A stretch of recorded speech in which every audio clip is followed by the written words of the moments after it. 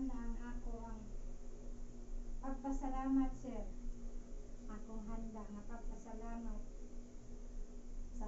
sa house church ministry diha sa Matthew 6 versikulo 6.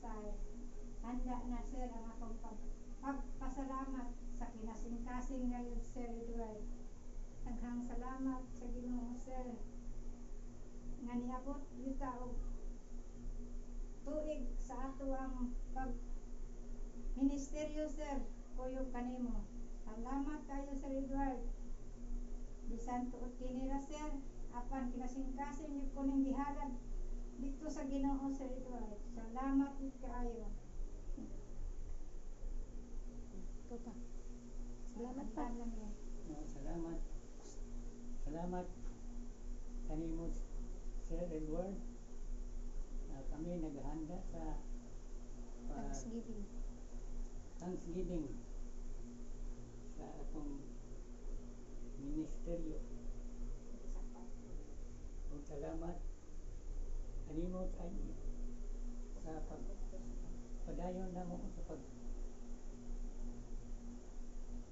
pag-ampo. Salamat kanimo, Sir Edward.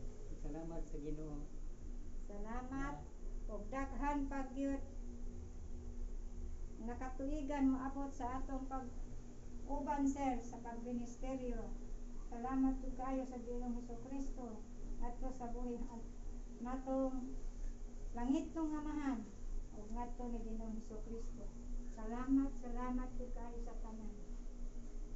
Salamat sa imong mga mensahe nga among nadungog, Sir Edward.